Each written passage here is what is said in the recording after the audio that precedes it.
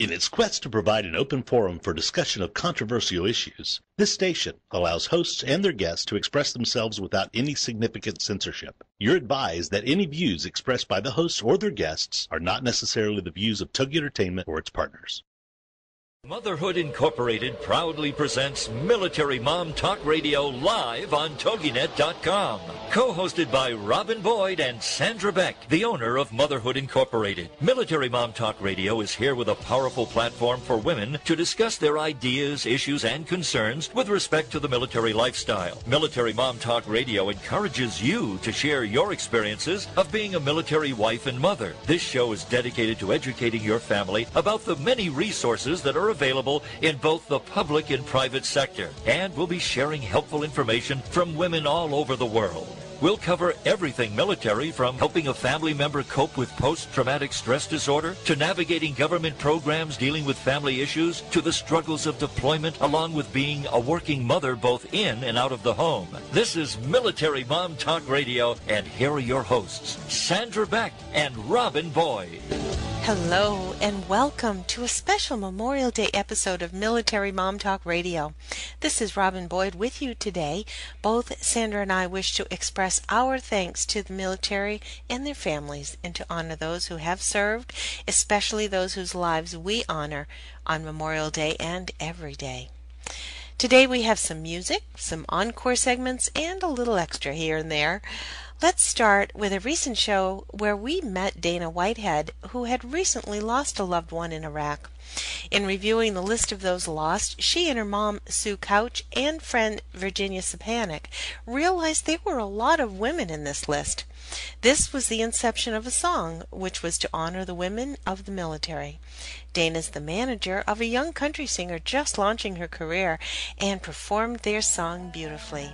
Here's Danny Vitani and G.I. Girl.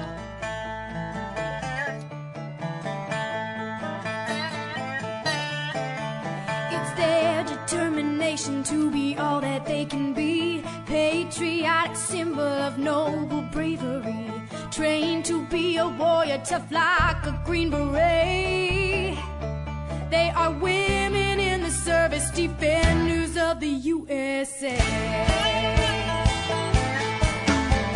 American women just like you, ready to fight for the red, white, and blue, showing the strength and ability, serving with the men in the infantry. A GI girl, a GI man, proud and brave, united they stand, every branch of the service all around the world, fighting for your freedom. A GI girl.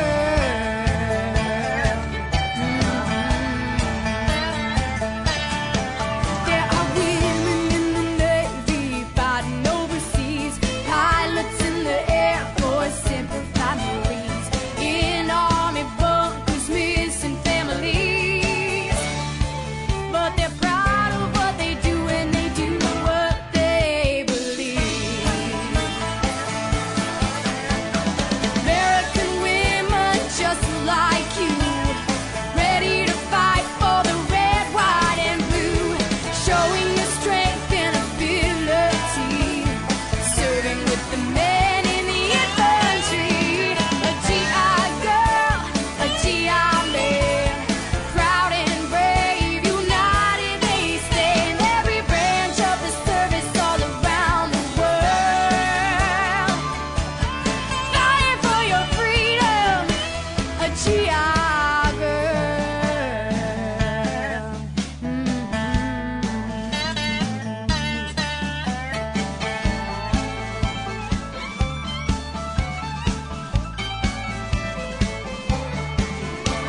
Listen to me.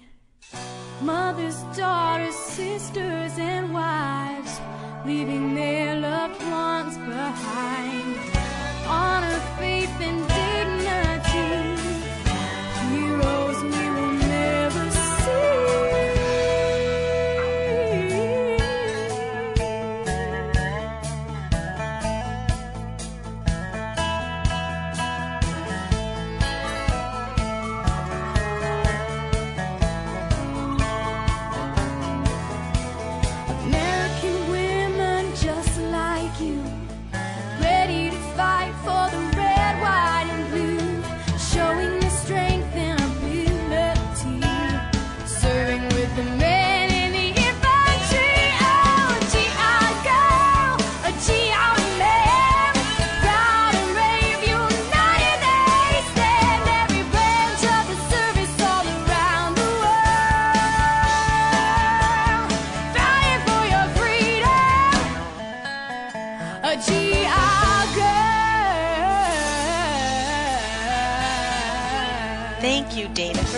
us on Military Mom Talk Radio. We want to encourage everyone to download this song. Go to www.proudandbrave.com. Sales of this song will help support the Wounded Warrior Project. A few weeks ago, we had a visit from Lori Bell from the National Association of Military Moms and Spouses, the only network of its kind that brings thousands of moms and service members and spouses together in one fun, supportive online community. Support is there for spouses enduring the separation of deployment, but also provides the unique support one needs when grieving the loss of a loved one. Let's listen to our chat with Lori Bell. Lori, can you talk about how you came to start NAMAS and why did you do it? Oh, man. Well, thanks for having me on again. This is so much fun listening to you guys.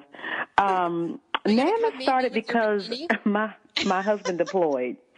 And the first time he deployed, and I needed a support network. We were stationed in Alaska, and I was just kind of wandering around on the internet one day wondering where do spouses go when they needed to connect and kind of hang out and socialize a little bit. And this was back in 2009. I didn't really see much of anything. And now today there's several Facebook groups out there. But I wanted to create my own thing, so I started National Association of Military Moms and Spouses. And back then we had about 7 people. It was like 7 of my friends. I said, "You better join us." I started, so let's just do it. Yeah, because we're national, so you better join us. Right? Yeah.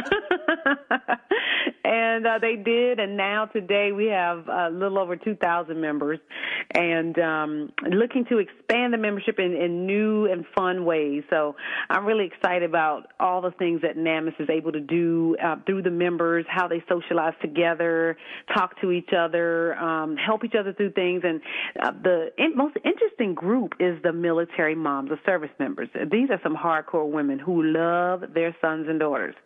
And it's like sending your baby off to the world. I mean, and so the dynamic is a lot more different. You know? Yeah. That's just think, it's like, this is going to be an awful thing. I take a lot of flack for saying awful things, but I am a mother and I've been a wife. I would so rather have sent my husband than my kid. Yeah. Yeah. There's just something in us, that mama bear that comes out that says like, I won't like it if you hurt my husband, but I'll kill you if you hurt my kid. Yeah. And that's kind of the attitude. And so a lot of moms don't really know what to expect when their son or daughter goes off to boot camp or when they send them off to the academy or to college, especially boot camp, because it's like, well, when is that first phone call coming? So they get on there and they talk to other moms who've been there. And we've done something very interesting with the membership where we began doing a membership, an exclusive membership fee, because we had a lot of people joining who were spammers and they just wanted to sell things and Oh, I'm sure they wanted to promote their radio show, things like that. Yeah. And we love our radio partners, and you definitely would be one. But so we had to make it exclusive, and I think it's helped weed out a lot of just the junk. And there's something about having an exclusive community that's just for you, just your place to go. So that's one of the best thing I like about what we've done there at NAMAS, and it's really just member driven. Member-based. Well, and that's so important, Lori, because, your fees are not high. What you do is so important. And, it's like rich people or celebrities that go eat, a $50 meatball sub at an exclusive restaurant just so they don't get bothered by other people. And to go to a group unmolested without the opportunists trying to sell the military family everything under the sun, that's so great. I know. Corporate sponsors are just dropping like flies today. But you're right, and that's the biggest challenge I had. It was everybody from small business to big business going, let me at them, and I'm very protective over our members, and I figured that was the best way to do it. I think for the longest time I was undervaluing the community, keeping it free, and I figured, $14.95 a year. We could do that. If you find worth and value in it, we can do that. And so the stories that come out of it where the reserve moms or guard spouses who don't live near a military base, they find their niche right there in the community because nobody speaks their language on their block. They're the only military families for miles. and so they find their family, they find friends right there on the site. So it's a nice thing. I like it. The price of like 2 cups of coffee at Starbucks, you've got a year membership. Exactly. So, Lori, you were recognized, or you were honored a couple of years ago as the Military Spouse Magazine's 2010 Spouse of the Year. How was that for you, representing so many people? But how has that changed maybe the direction that you've taken NAMAS since then? Oh my goodness! I tell you what. Military Spouse Magazine, they have done an awesome thing by honoring us, not only with our own publication, but also an award that honors the military spouse. And as a matter of fact, this week we're getting ready to pass the torch from the 2011 person to the new 2012 person. Just this week, this Thursday here in D.C., we're going to have a luncheon to honor the 2012 winner. But for NAMAS, did you get a crown? No. Oh my gosh, Babette Maxwell would have a cow if we did crowns and sashes. Because you know what? When the award first started in 2008, and I was named in 2010, nobody knew what it was, and everybody thought, "Oh, how nice! You guys get your own little thing." But I think around about my year, where all the other branch winners, and then where I was. We all had our own platforms and own things that we really wanted to do for military spouses. And that award represents over 1 million military spouses all over the country. So to be named as one who is doing what they deem valuable and worthy to recognize, it was so humbling. And so it's really helped me see that it's not about where I am and what I'm doing, but it's kind of like a domino effect. When you start serving, you step out there and you do things that you think are insignificant, they have a huge impact and lasting impact on people that you don't even know, that you don't even realize. I still meet people today that say, "Wow, I remember you. You were on the cover," and that was in 2010. So it really hurt that you're good looking too. Well, thank you. My husband thinks so too. So, yeah. But it's just an awesome thing to be recognized like that way, and to have a national award, a national magazine say that, hey, you guys are doing something great, and then it continues to get bigger and better every year. The thing that these spouses are bringing to the table now is just mind blowing. What people are doing. Well, you got some pretty good things going on, my friend. This book coming out, Prosper Where You're Planted, the Military Spouse Guide to Creating the Life You Want with the Military Life You Get. I love that caveat on there, because planted is just the perfect word. Where are you from originally? Because you have this wonderful Southern accent. South Carolina. So you went from South Carolina to Alaska. Talk about taking a lily and planting it in an ice field. Yeah, that was. But I actually served in the Air Force for 10 years. So, and I've lived in Japan, and I've done Italy, and we've had quite a few exciting assignments. And my journey to Prosper Where You Planted actually started when I got out of the military, because I had big dreams and big goals, and nothing was working. And it was because I could not get planted. And it was a mental thing, and it was a heart issue that I didn't want to be where I was. I wanted to be where somebody else was and where I thought I should be.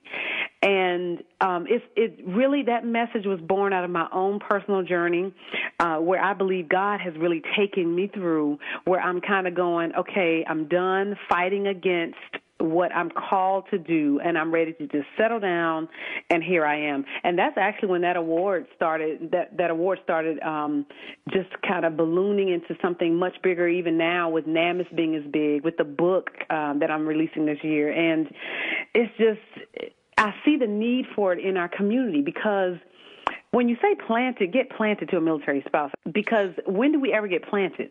We're always moving, and we're always in transition. Now, Lori, will we find your book on your website, your NAMAS website? I definitely will when it's released, and also I want to get it online and get it into the bookstores and anywhere where books are sold. But the first place it will be released will be at our first live event, our NAMAS live event, Prosper Where You Planted Boost Camp in October. Good. You can find Lori and her network at www.nammas.org.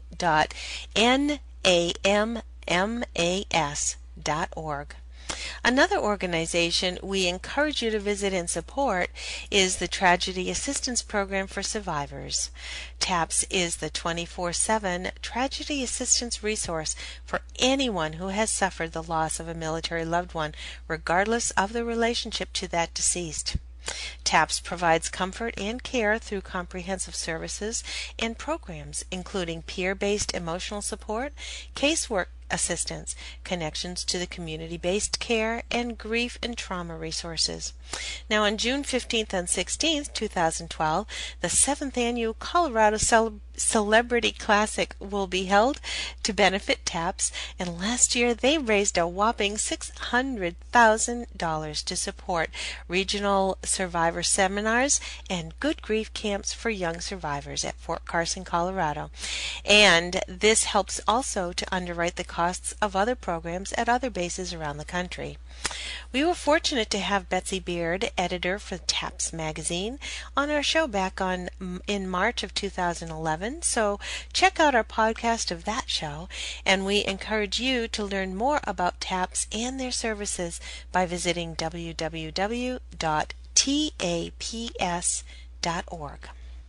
You may not know this, but actor Kevin Costner is wearing another hat these days.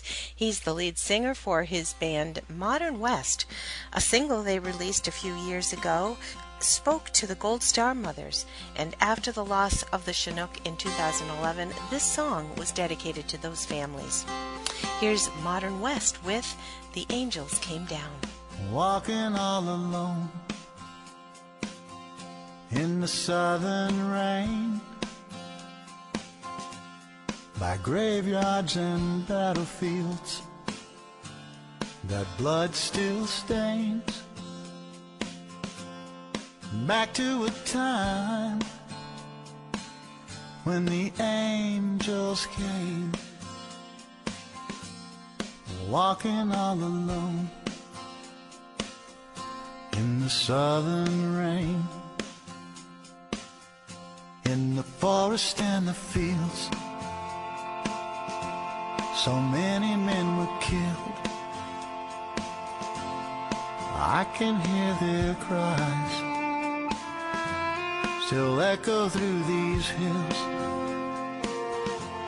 And that was a time when the angels came, walking all alone in the southern rain. And the angels came down to the fallen men, and they held their hands as they prayed for them.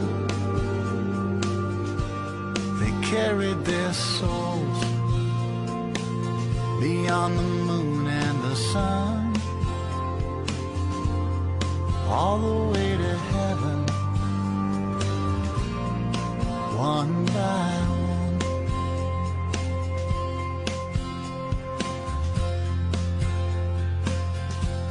The angels worked so hard for so many years, to heaven and back again. They shed so many tears, they left no one, and they placed no blame,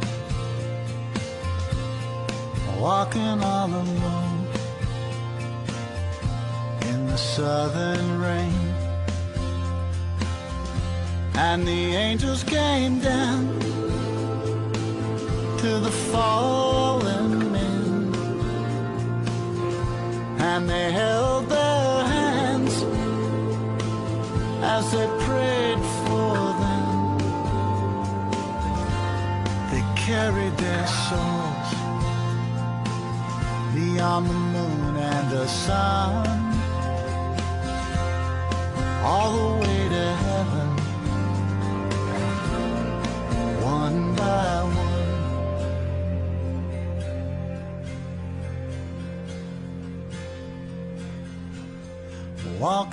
all alone in the southern rain.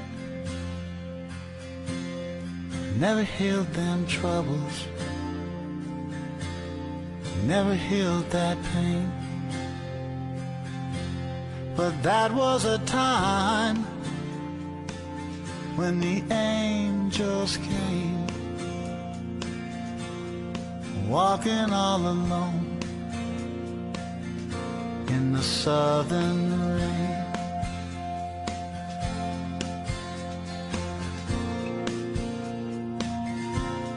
Southern rain.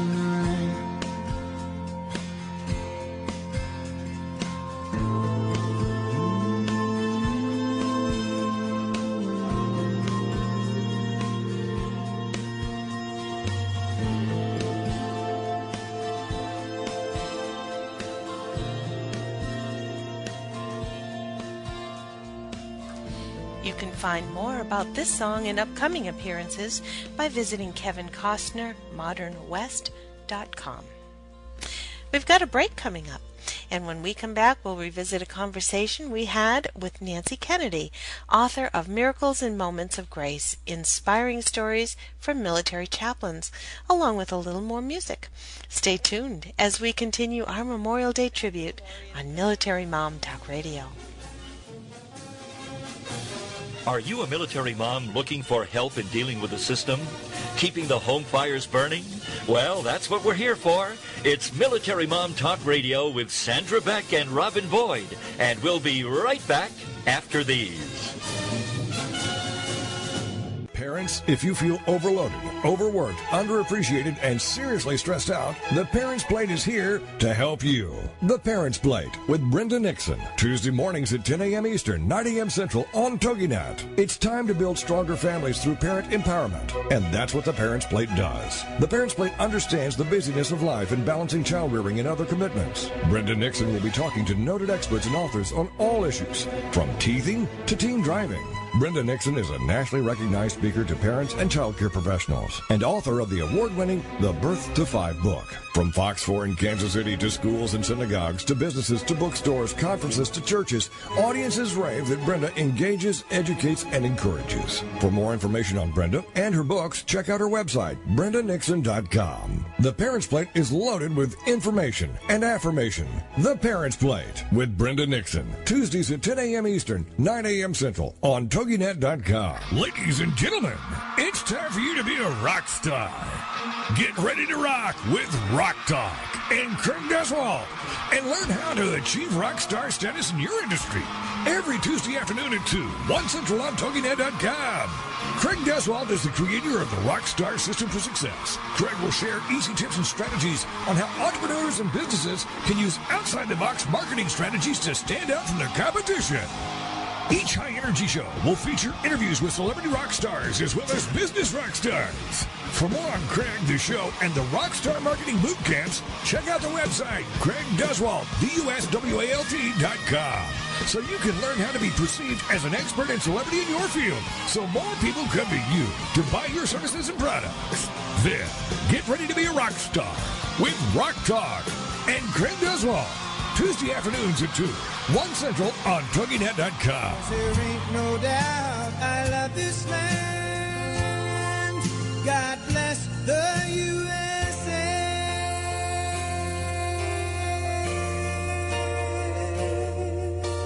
Welcome back to Military Mom Talk Radio on TogiNet.com, covering topics to help on the home front with help from those who know how the system works and how to work the system. It's more fun than a sale at the BX. Now let's get back to it. It's Military Mom Talk Radio.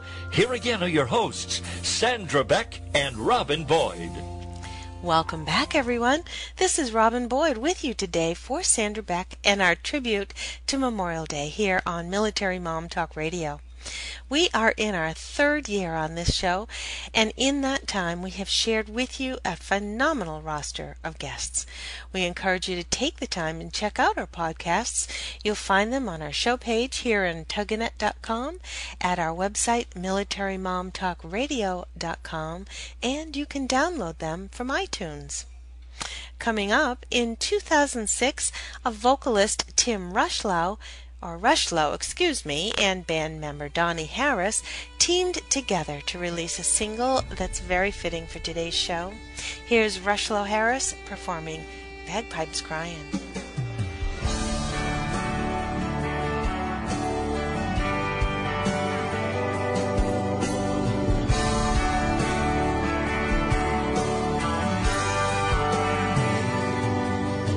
Stumbled across an old green box in my granddaddy's house. Inside was a cross, some old dog tags, picture of when he was shipping out. So I showed it to him. So tell me about those days when he looked inside, he closed his eyes, all he could say was, I hear bagpipes crying Amazing Grace, Omaha Beach and her crashing waves. Oh, glory draped like heaven's mercy over the fallen sun. I see all the heroes who were willing to fight in the name of freedom, laying down their lives and praying God's grace would keep us safe from harm till it brought us boys back home.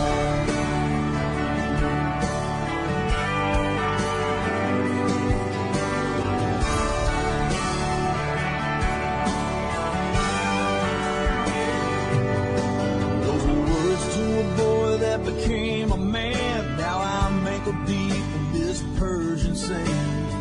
And every day I'm giving all I can, 'cause I'm damn proud to be American. Yeah, I made some friends, and I've lost some too. When I think about what they gave for me and you, I hear bagpipes crying Amazing Grace, tears rolling down a mother's face. Oh, glory draped like heaven's mercy over the fallen sons. I see all the heroes who are willing to fight in the name of freedom, laying down their lives and praying God's grace will keep us safe from harm till they bring us boys back home.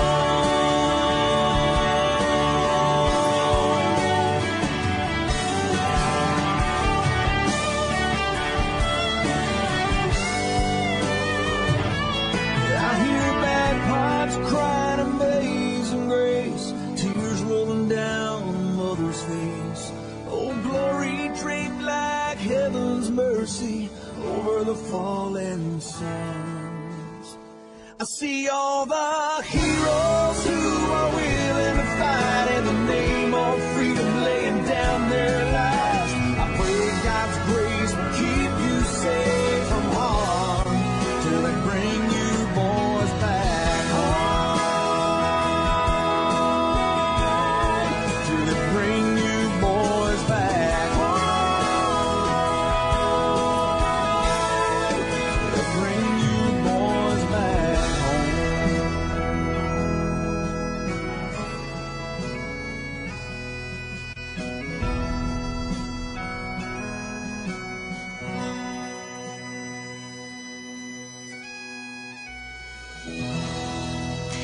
Listening to Military Mom Talk Radio's Memorial Day Tribute.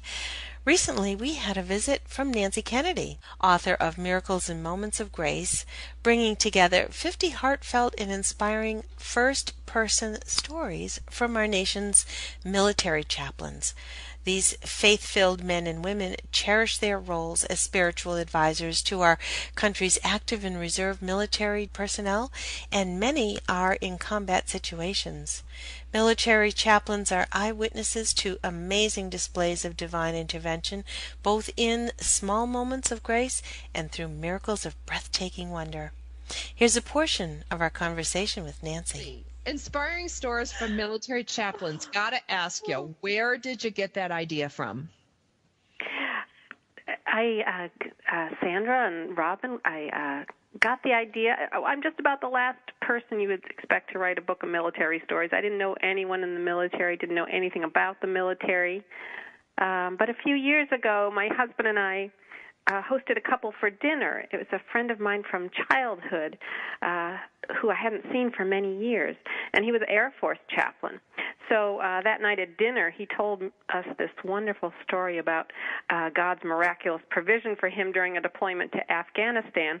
And just as an aside, he said, Nancy, we military chaplains have hundreds of these stories. And that was kind of, my aha moment.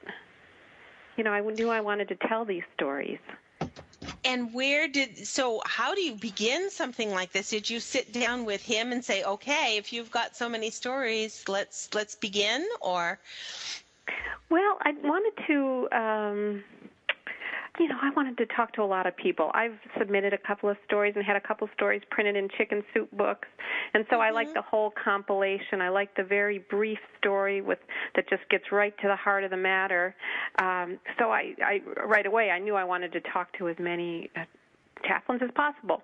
So, yeah, it was a lot easier than I thought it would be. As it turns out, every military chaplain has to be endorsed by a military endorsing agency that's sponsored by his or her denomination or faith. So I contacted the agencies. You're talking about social media. I used all forms of social media. I contacted the agencies, asked whether they'd be willing to send out calls for story to their chaplains. I looked on Facebook. I got referrals. One chaplain would share a story, and then he'd say, hey, my buddy has a great story. You should talk to him. And so I would talk to the next one, and kept going until I got 50. Wow. So a lot of these you probably never met in person. That's right. I did a lot of the interviewing by phone. If they were deployed, it was by email. A couple of folks could get to me by phone, even though they were in England or Germany. It's my life goal to meet all of these chaplains in person sometime in my life. Yeah. It must have been heart-wrenching for you to listen. Well, before I go into what my question was there, did you find it difficult to sort of get through their I'm sure that there was a lot of privacy that surrounded some of their stories, but was it easy for them to start talking to you, or did you find that they were very guarded as to what they disclosed?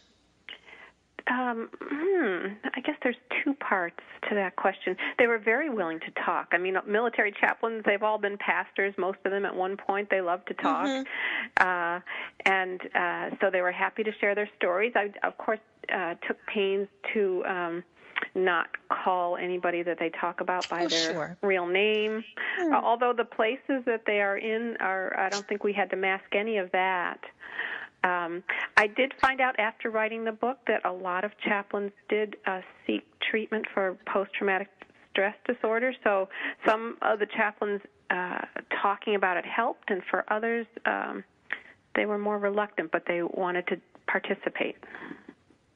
I can only imagine that it's a huge burden for any minister. They listen to the trials and tribulations of everybody that is in their care.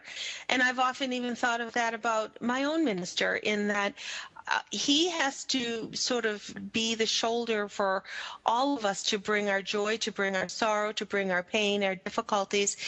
And that's got to be difficult. And on top of that, being in a war situation has got to be exponential as far as the burden that they take. So that doesn't surprise me at all that they would have some kind of post-traumatic stress. But they take that burden on willingly. They love what they do. Most of them talked about their service in terms of, they called the military chaplaincy a ministry of presence. Wherever the servicemen and women are, wherever the humanitarian missions are needed, the chaplains are there. They go with them.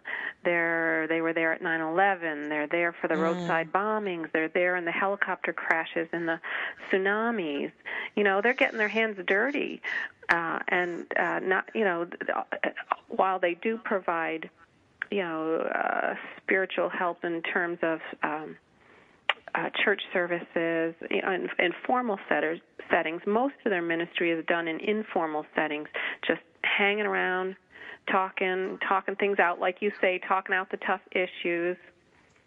Some of my chaplains helped people with life problems like marital problems or alcoholism.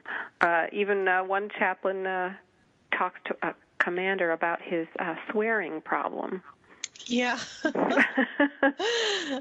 Well, that I'm sure any habit is a habit that it has to be curtailed. It was a habit that was good. It might have cost him his promotion because it was offensive to particularly female service people. When you describe your book as being a compilation of inspiring stories, inspiring couldn't always have happy endings. I'm sure that any person who has been there, done that, so to speak, can relate and therefore be the inspiration. Would you say that's true?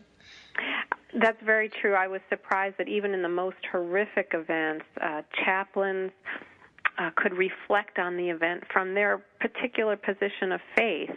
And as a result, they have very nuanced ways of thinking about war and disaster. And I find that in a lot of these stories and in a lot of their conversations with me, they generally raise more questions than they answer. Why did I survive when the guy next to me didn't? What does this horrible waste of human life mean? What am I doing here? They ask the most basic questions that we all ask. Mm. And they're again in such extreme conditions that just has to be a burden for these people, and thank goodness for these chaplains to be there. What has the response been from some of your readers? Well, I guess I just had a serious lack of foresight. It just never occurred to me that readers would respond to my books. And yet I get lovely notes from servicemen and women and from their families. I got a wonderful note from the Chief of Navy Chaplains, Rear Admiral Mark Tidd. Perhaps the most moving was a note that I got from a veteran. It was a man who said that the only stories that have touched him more than the stories in my book were stories about Jesus himself. Yeah, I'll just treasure that note forever. Yeah. Wow. Now, isn't that something? Do you find that you're getting responses from military people or from chaplains themselves who are also saying, gee, I really can relate to this, or maybe you have part 2 coming? I wish. I would love it. I would love to return to this. Chaplains contact me. They're happy to, they're as you said, I think before we even started, they're kind of overlooked in this equation. They're grateful that somebody wanted to tell their stories. So I get calls, I get contacted by them, servicemen and women, veterans. What I really like is I get notes from family members. It's great for them to see that their sons, their daughters, their husbands, their wives, they're being looked after, not only, spiritually, emotionally, and even in the most physical of ways, chaplains, it seems like the chaplain's office is where you can just get about any goodie that you'd like. People are always sending chaplains boxes of stuff, and they're happy to share. Well, that's a beautiful thing. And as a military mom, I can only imagine that knowing that there is a chaplain for your son or daughter to turn to has got to be the biggest comfort of all. So we certainly salute all of the chaplains who have done so much for our military troops. Nancy, I've got about 2 minutes before we're saying goodbye. Do you have a book on the way, another book of a different topic? Well, another topic, but the same series. The series, as you mentioned, is called Miracles and Moments of Grace. The next book, the second book in the series, released last month, and it is a collection of 50 inspiring stories from doctors. Oh, wonderful. Yes. Same title, Miracles and Moments of Grace. And then we're rolling with this series, and I'm working now on the third book, and that'll be a book of inspiring stories from moms. Oh my gosh, Nancy, we're going to have you come back because you obviously have so much more that we want to make sure we share with everybody. Please go to Nancy B, as in Boyd, Kennedy. That's right. .com to find out more about Nancy's books, especially this one. Thank you, Nancy, for coming on with us today. Please visit Nancy at her website, www.nancyb, as in Boyd, nancybkennedy.com. TogiNet.com for this book and others that reflect miracles and moments of grace.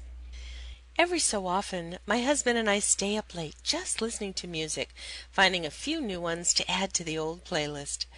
One song in particular he's always loved, and I just thought it was because it was a great song, but when I was looking for songs for this show, he brought this one up again and said how much this song meant to him. He said when he was in Vietnam, the one thing the guys would all talk about was their car, what car they either had waiting for them or the dream car they were gonna get as soon as they got home. It then put this song by David Ball in a whole new perspective, and why it's so special to my veteran. Here's Riding with Private Malone. I was just out of the service, thumbing through the classifieds, when an ad that said old Chevy somehow caught my eye. The lady didn't know the year or even if it ran, but I had that $1,000 in my hand. It was way back in the corner of this old ramshackle barn, with 30 years of dust and dirt on that green army tarp. And when I pulled the cover off, it took away my breath.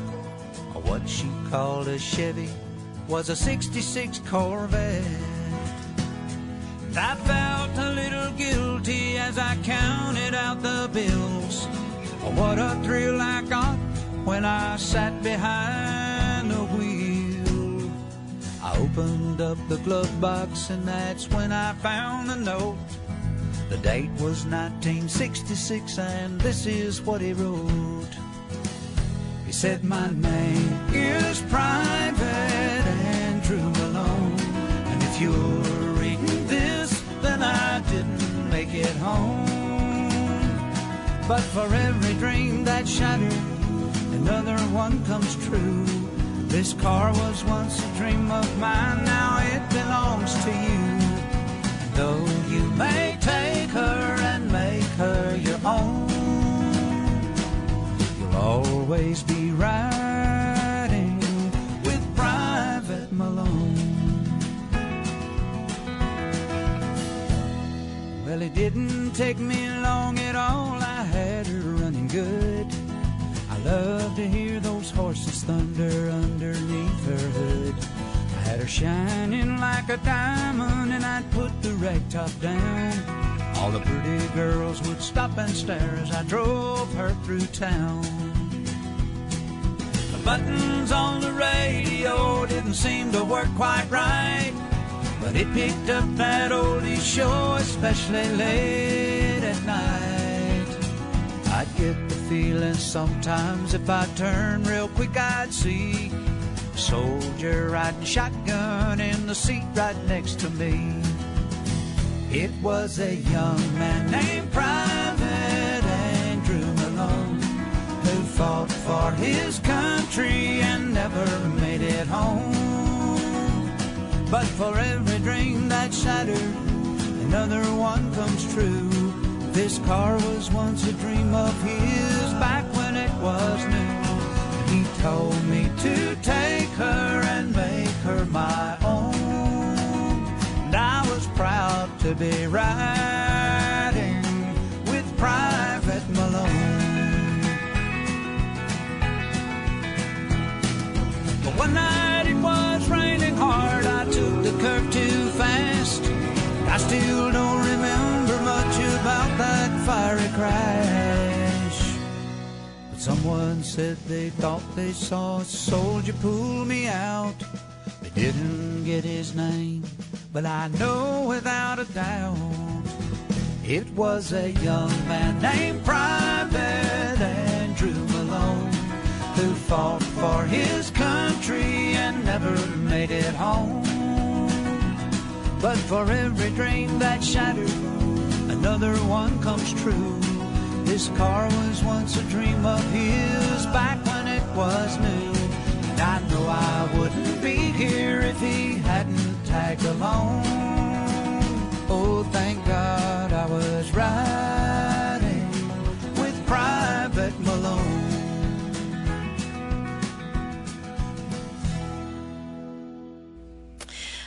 Last year we received a dialogue from someone that was quite moving. I am not certain of its author, but I'd like to read it to you with the help of my son.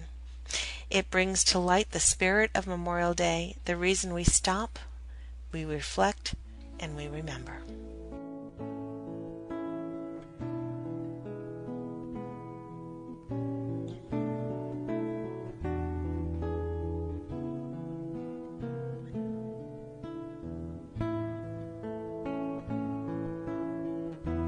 This morning, while driving my comfortable car to retrieve my fancy latte, I tuned in to the morning news. In between thoughts of children's projects, what to make for dinner, and would I make my yoga class, I was reminded that my country is at war. I would sit with this thought for a moment, but as my day proceeds, I know it will get lost in the hustle and bustle of my 21st century American lifestyle. This morning's report spoke of a young soldier who lost his life just hours ago. I thought of what he might say to me if given the chance. Excuse me, madam, I mean you no bother, but could you check in on my family for me from time to time? My mom is the sensitive type. She may need to be held at night to fall asleep for a while. My dad will be strong for her, but inside he'll be a mess. Maybe you could just sit next to him and watch a ball game. My wife will be just as scared as she is heartbroken. Reassure her she's prepared and can do it. Also, can you tell her how pretty she looks from time to time? And she will need a ride on Sundays to visit my resting place. I worry about her driving on those days. Now, for my children, I know you're busy raising your sons and daughters. Again, I truly mean to be no bother, but I worry for them. Of course, there is the obvious stuff like who'll teach my boy to throw a ball, who'll walk my daughter down the aisle, and how will their colleges be paid for. But you can also make sure that they see the Big Dipper in the sky, and tell them about the leaves turning color in the fall. Maybe you could bring my son down to the creek and skip a rock or two. Tell him he doesn't always have to be brave, and it's okay to cry. My daughter, well, I'm still learning myself about raising little girls. She loves to swing, so once or twice you can bring her to the playground and push her real high for me. Tell her to reach for the moon. She always laughs when I tell her that. Maybe on Bring Your Daughter to Work Day, she can tag along with you and your daughter. Any help at all is appreciated. There are many families who need our help in one way or another. The many families whose lives are forever changed because of the loss of one, and the brave men and women who choose the mission of defending our freedom. Whether it's supporting resources or supporting a neighbor, there is a job for each and every one of us to help those coming home and the families of those who are not. For Military Mom Talk Radio, I'm Robin Boyd. See you next week.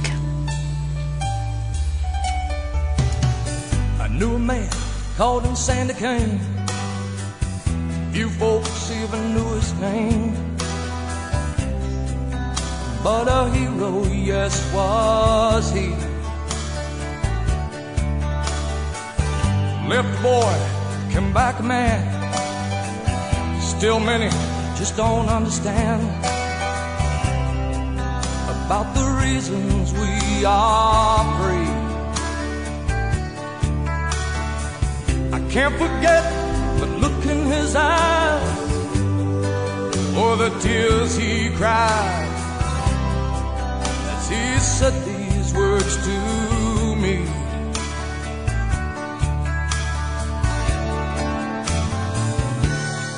All gave some gave all. Some stood through for the red, white, and blue, and some had to fall. And if you ever think of me, think of all your liberties and recall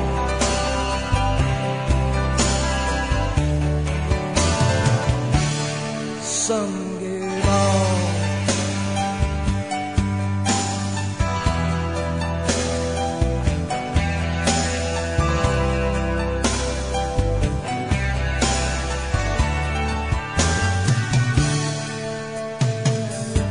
Sonny Kane is no longer here, but his words are oh so clear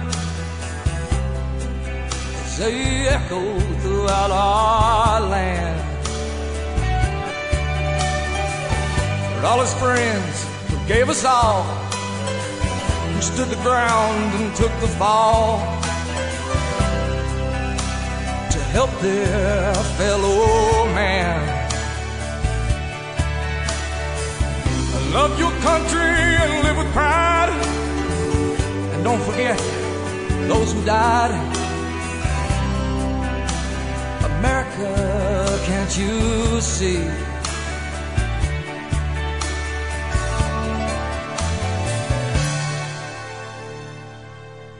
All gave some, and some gave all, and some stood through for the red, white, and blue, and some had to fall. And if you ever think of me, think of all your liberties and recall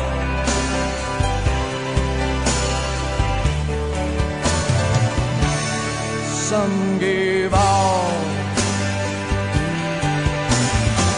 And if you ever think of me, think of all your liberties and recall.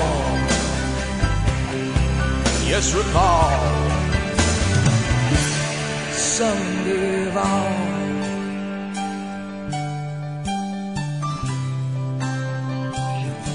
Some gave all.